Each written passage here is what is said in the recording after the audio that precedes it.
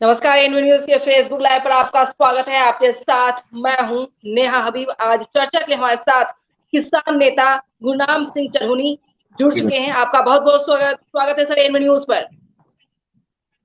Ji thank you जी।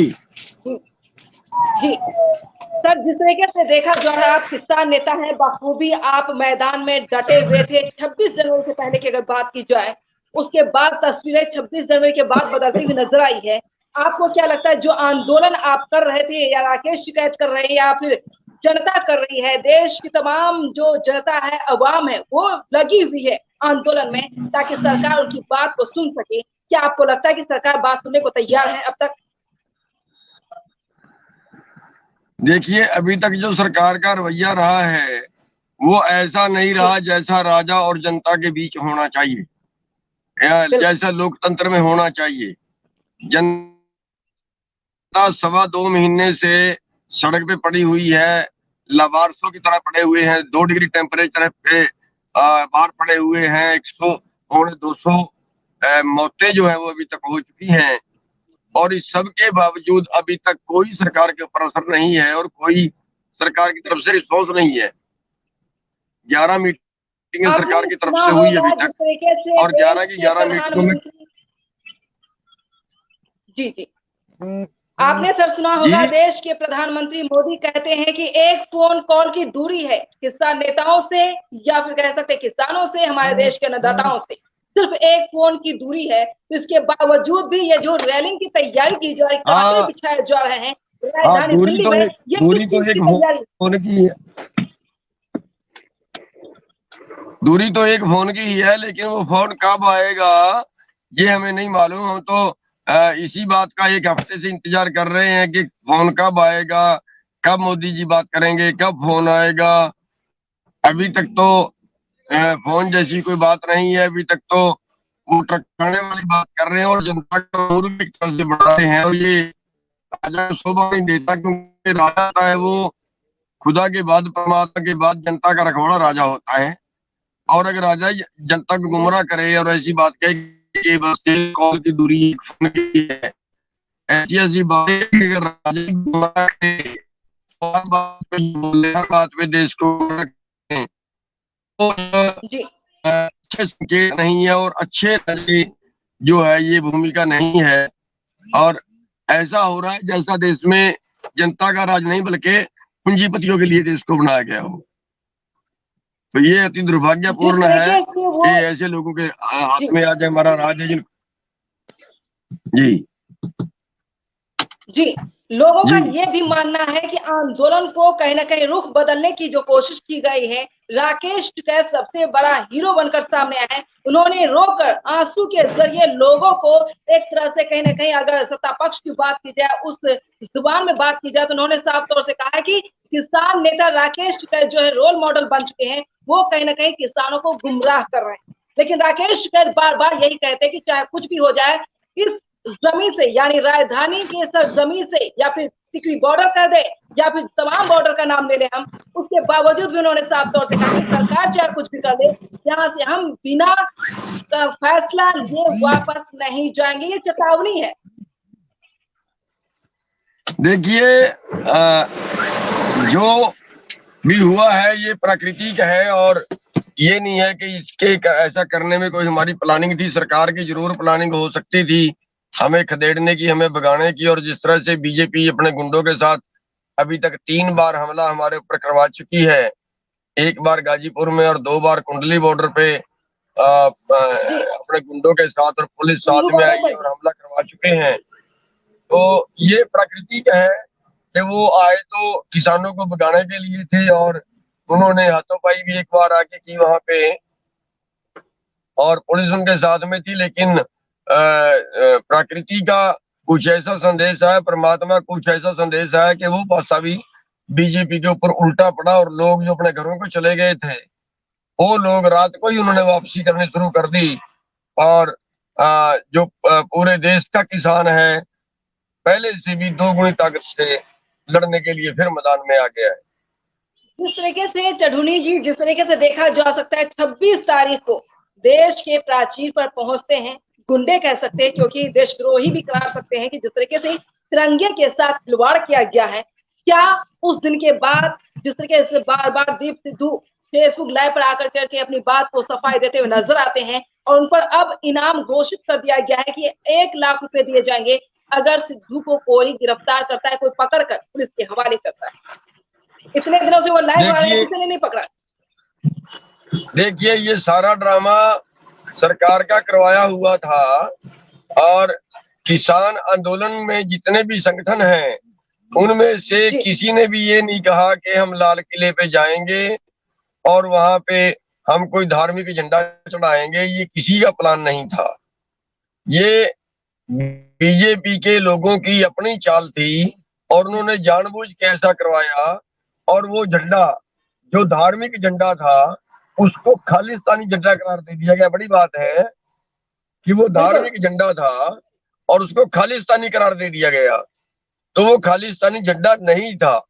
एक बात। दूसरी बात, वो जो भी आदमी था उसकी अगर अमित शाह से और मोदी जी से फोटो ना मिलती तो देश में दंगे भी बीजेपी ने भड़का दिए थे। आपको याद होगा कि उसी दिन जब लोग पंजाब के लोग वापिस जा रहे थे तो करनाल में बीजेपी के लोगों ने उन पे पत्थर मारे और जगह जगह पे इन्होंने हमारे पुतले फूके, जगह जगह पे इन्होंने जुलूस निकाले और इस तरह का काम दंगा फसाद जो है वो जानबूझ के अपने लोगों से शुरू करवाया।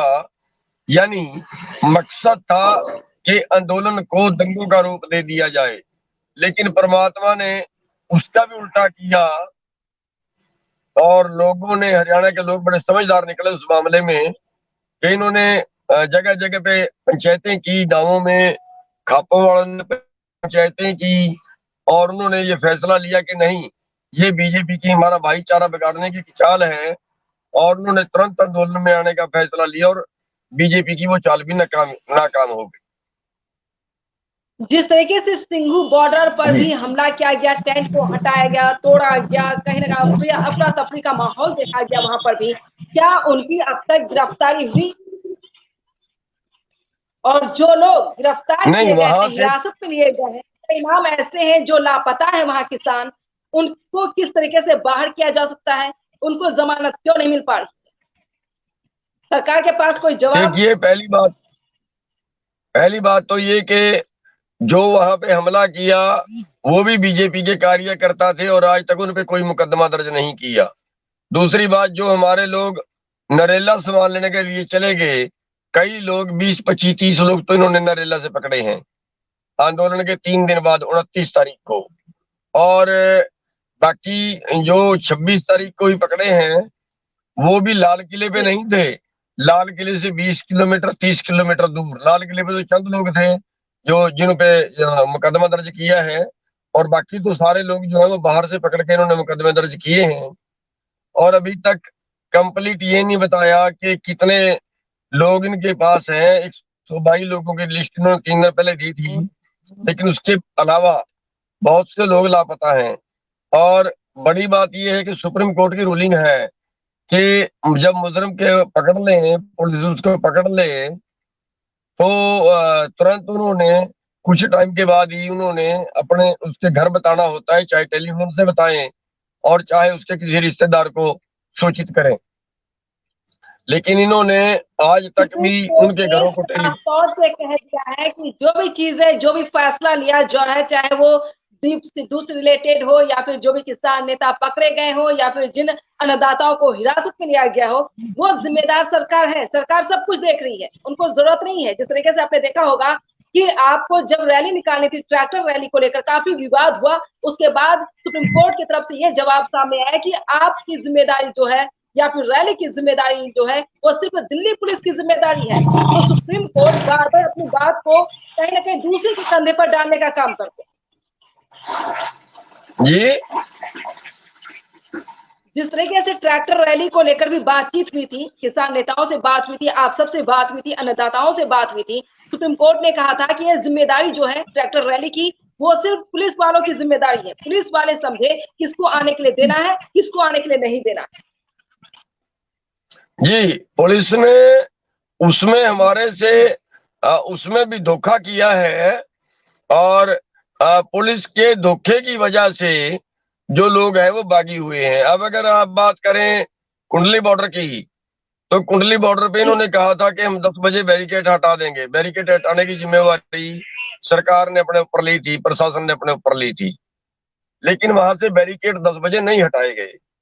दूसरी बात, इनके लोग रात को जाके दूसरे ग्रुप से मिले और वो ग्रुप सवेरे 8 बजे वहां से निकल लिए, सरकार की प्रशासन की मिली भगत से निकले। जब बाकी लोगों को 10 बजे का टाइम दिया हुआ है और बाकी लोग रोके हुए हैं, तो फिर या तो 10 बजे तक सबको रोक लेते ये लोग, तो सबको तो आने दिया, बाकी लोगों को तो आने दिया। और जो आगे लोग पीछे लोग बैठे थे वहां उनका बैरिकेड लगा के रखा। तो जब लोग वहां से निकले हैं तो जो सबसे आगे है उनके पीछे लोग लग लिए। इसमें जो सरकार है, प्रशासन है, वो इस मामले को रोकने में पूरी तरह फेल रहा है। और हमें तो ये लगता है कि प्रशासन की मिलीभगत उसमें कहीं ना कहीं थी। किसानों का या किसी भी संगठन का ये बिल्कुल ऐलान नहीं था कि हम लाल किले पे जाके हम कोई अपना झंडा किसी तरह का चढ़ाएंगे वहां, ये बिल्कुल किसी का ऐलान लेकिन नहीं था। उसमें कहने के गुनहगार तौर पर, जिम्मेदार के तौर पर देखा जा सकता है कि कहीं न कहीं आंदोलन को ही देखा जाता है। जी जी, जिस तरीके से देखा जा रहा है कि उस जिम्मेदारी को भी कहीं न कहीं कंधों पे डालने की कोशिश की गई थी। जो कुछ हुआ वहां पर, जो भी विवाद हुआ, जो भी हमला हुआ, चाहे वो झंडा फहराने वाली बात हो, झंडा उतारने वाली बात हो, जो भी कुछ हुआ है, सारी जिम्मेदारी आंदोलन के ऊपर, कि आंदोलन के जरिए सब कुछ हुआ है। देखिए, आंदोलन को तो बदनाम लेकिन कर ये रहे कोई हैं, समझ लेकिन ये सच्चों वास्तविकता वास्तविकता ये है कि ये पुलिस की असफलता थी। या पहले तो उन्होंने रूट अच्छा नहीं दिया, जो हम मांग रहे थे, जो लोग चाह रहे थे वो नहीं दिया। 10 बार कहने के जी, बावजूद भी हमने उनको बार बार ये कहा कि इस रूट पे लोग राजी नहीं होंगे, हमारे से भी बागी हो जाएंगे, आपसे भी बागी हो जाएंगे, आप हमें अगले वाला रूट दे दीजिए। केवल हमने 7 किलोमीटर रिंग रोड से घूमना था, बिल्कुल। लेकिन बिजली जो दिल्ली पुलिस के अधिकारी थे उन्होंने जानबूझ के जिद पकड़ी, बहुत जिद पकड़ी। और बहुत जिद पकड़ने के बाद उन्होंने ये कहा कि ना बस हम तो यही आपको दे सकते हैं। उनका मतलब लोग से बाकी हो जाए, और जब लोग बाकी हो जाए किसान पड़ जाए, ऐसा उनका मानना, ऐसा पहले थी कि वो के लिए गए हो गया तो नहीं और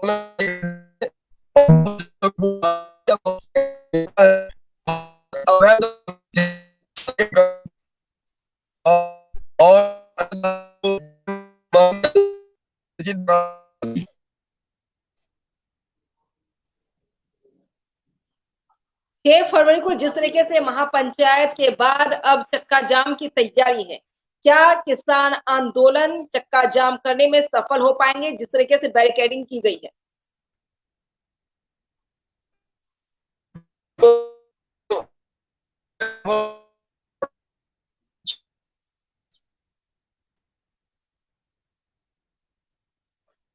तो जिस तरीके से गुरनाम चढ़ूनी हमारे साथ जुड़े हुए हैं, पूरी जानकारी वो दे रहे हैं, बता रहे किस तरीके से क्या कुछ हादसा हुआ या फिर किस तरीके से साजिश जो है वो रची गई है किसान आंदोलन को लेकर।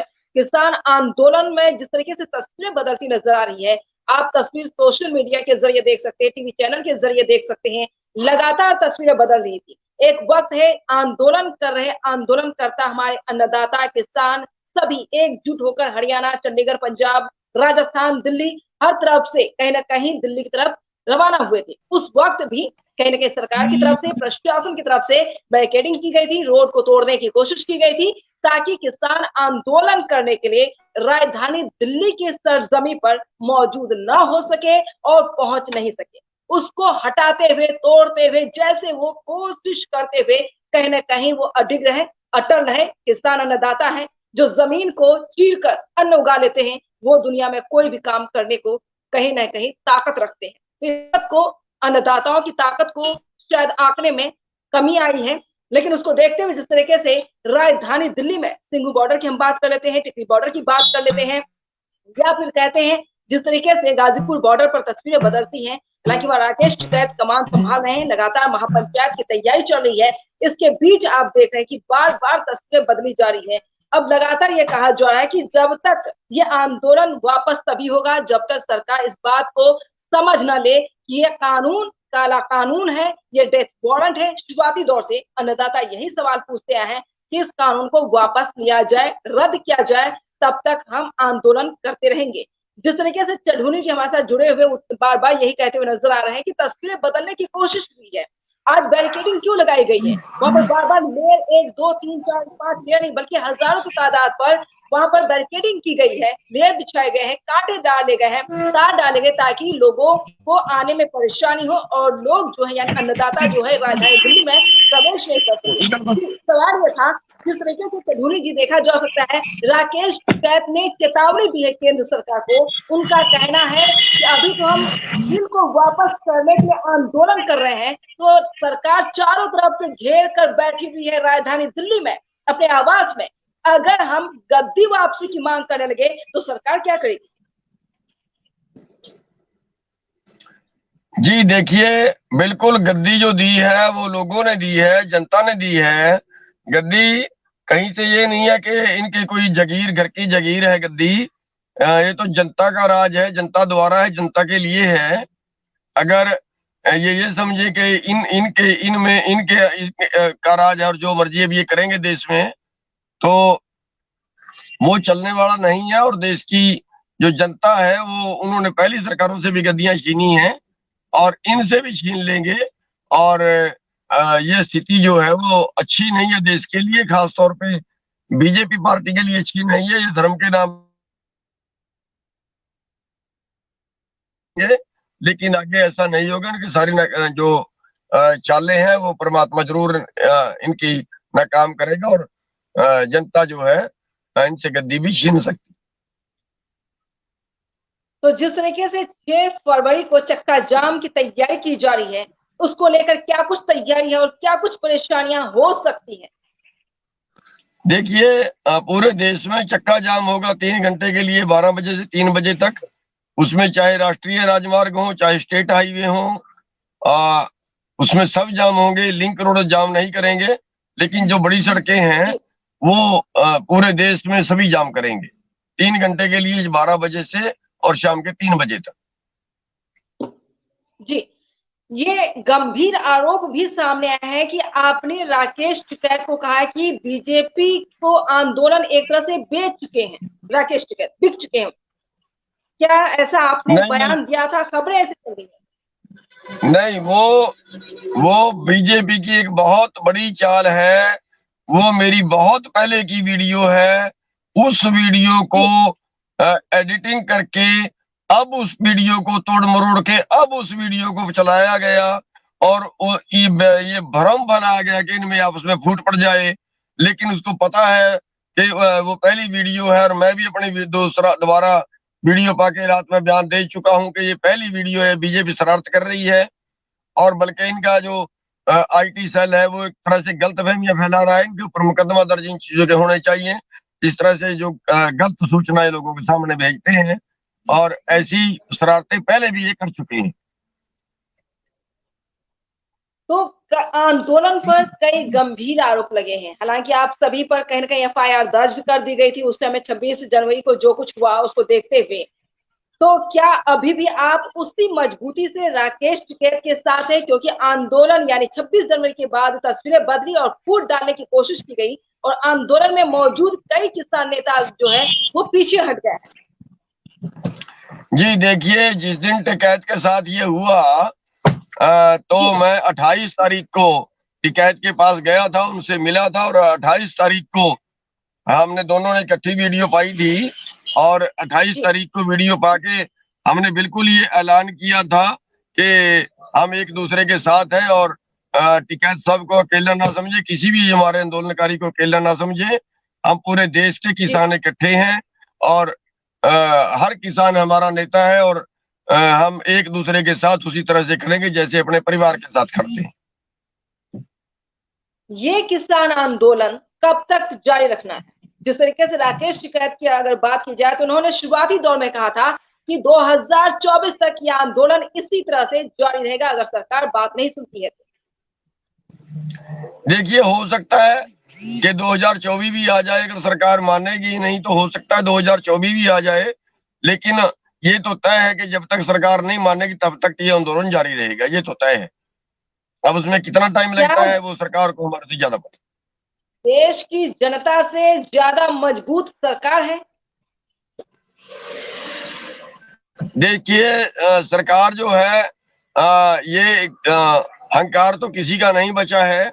जिस तरीके से ये अहंकार रहे हैं, खुदा और खुदी के बैर जैसी जो हालात हो रही है, क्योंकि जनता में भगवान बसता है और जनता सर्वोपरि होती है। लेकिन अब बीजेपी जो सोच रही है वो ये सोच रही है कि सरकार जनता से ऊपर है, और ये जो उनका सोचना है ये हमेशा विनाशकारी होता है।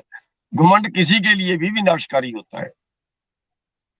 क्या कोई वार्तालाप, कोई बातचीत हुई है सरकार की तरफ से या किसान नेताओं के बीच की इस आंदोलन को कैसे खत्म किया जाए?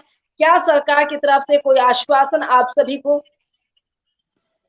देखिए, अभी तक तो कोई आश्वासन नहीं है। अभी तक तो वही बात है कि एक कॉल की दूरी पर है, बस वो अभी कॉल की दूरी पे ही है। वो दूरी कितने दिन में तय होगी ये अभी तक नहीं पता है। अगर एक कॉल की दूरी है तो इसके बावजूद भी ये जाल, कांटे वाले जाल बिछाने की क्या जरूरत थी? हाँ, सरकार बिल्कुल को आपने क्या ठीक सवाल किया। अन्नदाताओं से डर है? अन्नदाताओं से बिल्कुल डर आपका, है? जी बिल्कुल। एक तरह से किसानों से, हरियाणा के किसानों से सरकार ज्यादा घबरा गई है, और इन्होंने आगे कांटा तार लगाई, आगे कीलें बिछाई, आगे इन्होंने दीवारें की, इंटरनेट बंद कर दिया, और तरह तरह के हथकंडे अपना के इन्होंने कनेक्शन जो है, हमारे जो लिंक है लोगों से, वो इन्होंने कि भी हमारी सूचना लोगों तक ना पहुंचे, ऐसे इन्होंने सब इंतजाम किए हैं। लेकिन उसके बावजूद भी जो उत्साह है, कल हरियाणा में 7-8 जगह पंचायतें थी और हम सभी जगह गए। कंडेले में भी पंचायत थी, हम कंडेले में भी गए जी, थे, और आप देख रहे हैं कि ऐतिहासिक पंचायतें हुई हैं जहां भी हजारों हजार लोगों का इकट्ठ हुआ है, और बिना प्रचार बिल्कुल। के, और वॉलंटियर हुआ है, कोई उनको लेने नहीं गया। तो ये सरकार एक तरह से किसानों के आंदोलन से बौखला गई है, और उस बौखलाहट का ये नतीजा है जो तारे लगा रही है। क्या ये कहा जा सकता है कि खट्टर सरकार की तरफ से कुछ भी प्रतिक्रिया, कुछ भी आश्वासन आप सबको मिला हो? नहीं, खट्टर दुष्यंत की तरफ से चौटाला अभी तो तक नजर कोई, नहीं आया। नहीं अभी तक ना तो किसान कोई हितैषी आश्वासन मिला करने है, वाले दुष्यंत चौटाला नजर नहीं आया है। ना तो कोई आश्वासन मिला है, ना ही कोई उनसे बातचीत हुई है। और खट्टर साहब तो जो है वो, जैसे मोदी जी कहते हैं वैसे ही वो चलते हैं। वो तो कठपुतली है मोदी की, अपने आप में तो खट्टर साहब कुछ है ही नहीं। वो तो मोदी की कठपुतली है, जैसे मोदी जी कहते हैं वैसे वो चलते हैं।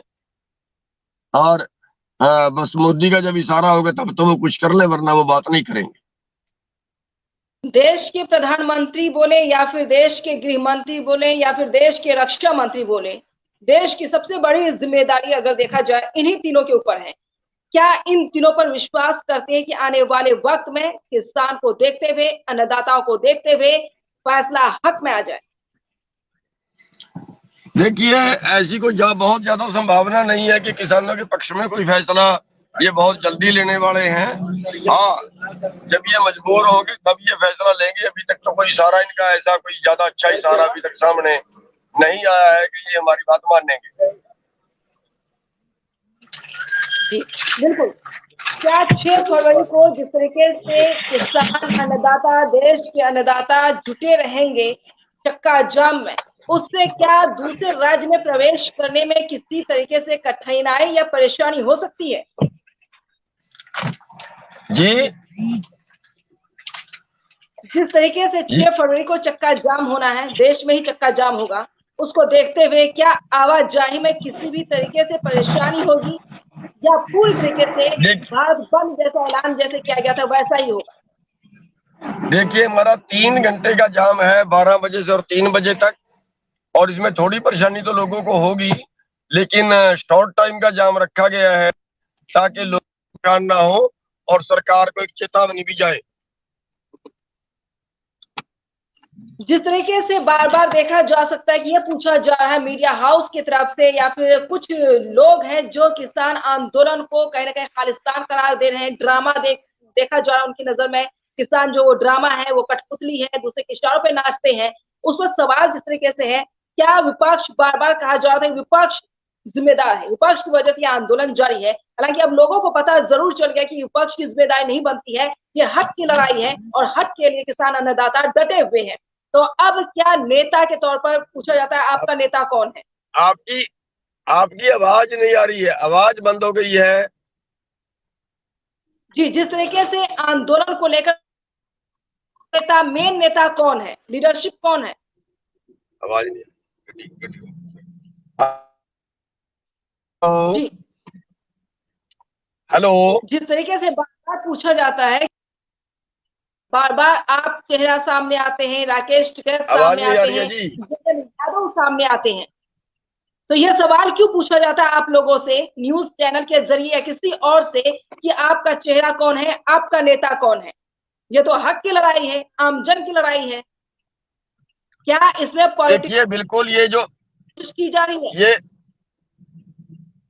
ये जो लड़ाई है ये जनता की जी, लड़ाई है और ये जनता वर्सेस कारपोरेट की लड़ाई है। देश को भूख से बचाने की लड़ाई है, केवल किसानों की नहीं, बल्कि इसमें जो मोल लेके खाने वाले हैं उन सब की भी लड़ाई है, क्योंकि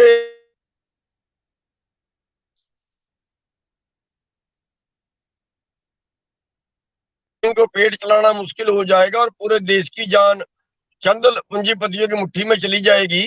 तो ये एक जी, देश की आर्थिक आजादी की लड़ाई है और देश को बचाने की एक लड़ाई है। और ये कोई निजी नहीं है या किसी एक नेता की लड़ाई नहीं है, जनता की लड़ाई है। जिस तरीके से शिवसेना नेता कह सकते हैं कि वहां गाजीपुर बॉर्डर पहुंचे थे राकेश टिकैत से मिलने के लिए संजय राउत, उसको लेकर क्या कुछ कहेंगे आप? देखिए गाजीपुर में जो हुआ वो अति जी, निंदनीय है, जहां पे बीजेपी के गुंडे वहां पे गए और ये एक निंदनीय, इसने राजनीति में भी बड़ी हलचल पैदा कर दी है। और अभी जो राजनेता है वो भी किसानों से सिंपैथी दिखा रहे हैं और जो जो है वो किसानों की एक तरह से ये कह रहे हैं कि हम भी जितना उनसे बन पड़ेगा राज्यसभा में या लोकसभा में, वो भी अपने से किसानों की मदद करेंगे। बिल्कुल। लोकसभा में भी सवाल उठाए जा रहे हैं कि आंदोलन कर रहे इतने किसान शहीद हो गए हैं, इसके बावजूद सरकार जो है वो अहंकार में है, सरकार सुन नहीं रही है। जो शहीद हुए अब तक जितने भी किसान, कह सकते हैं 200 किसान अब तक हो चुके होंगे, शहीद होने के बाद क्या आप लोगों को सरकार की तरफ से कुछ दी गई है मुआवजे के तौर पर या फिर देखिए सहायता हम राशि के अभी तौर पर? हम अभी भी एक शहीद जो कि लड़का हुआ है, 25 साल का लड़का एक शहीद हुआ था, अ, जो आईटीओ पे शहीद हुआ था, उसके भोग पर अभी गए थे और वहीं से भी रास्ते में आ रहे हैं और अब तक 250 के करीब कुर्बानियां हो चुकी हैं।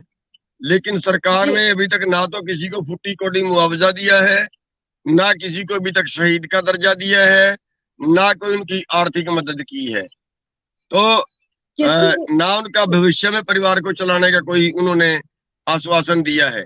तो इस तरह से जो है कुर्बानियों का सिलसिला लगातार जारी है और बहुत सी जो लोग अपनी जान गंवा चुके हैं और अभी आगे और क्या होगा ये पता नहीं है।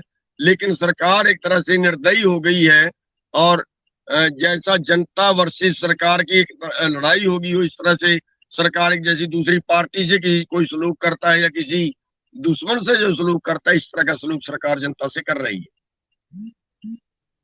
कुछ देखा जो है आपने मीडिया में भी देखा होगा या फिर सुन रहे होंगे कि पॉप स्टार जो है वो सिंगर, जिस तरीके से गायकार महिला बार बार विदेश की तरफ से ट्वीट करने के जरिए उनको हाईलाइट किया जा रहा है कि आखिर रिहाना क्यों कूद पड़ी है।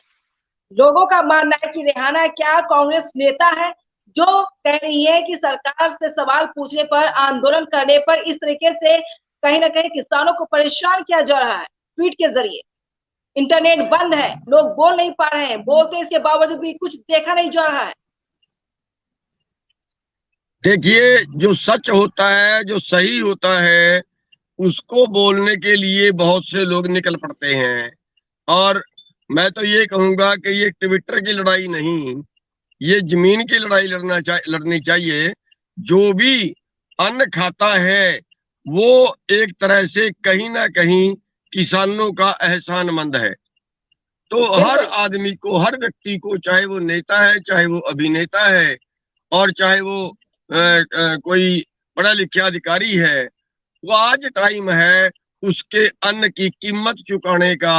आज टाइम है जिसके पास जो भी उसके लिए बढ़ पड़ता है, तो सबको इस आंदोलन में सहयोग करना चाहिए। और मैं तो ये कहूंगा कि उनको जमीनी सहयोग करना चाहिए, धरने पे आके बैठकर सहयोग करना चाहिए। और भी जितना जहां से जिस तरह से वो विरोध कर सकते हैं जरूर करना चाहिए। ये लड़ाई देश की है, पूंजीपतियों के खिलाफ है, क्योंकि पूंजीपतियों ने दुनिया को जकड़ कर अपने कब्जे में कर लिया है। ये बड़ी लड़ाई है, ये पूरी दुनिया के में फैल रही है।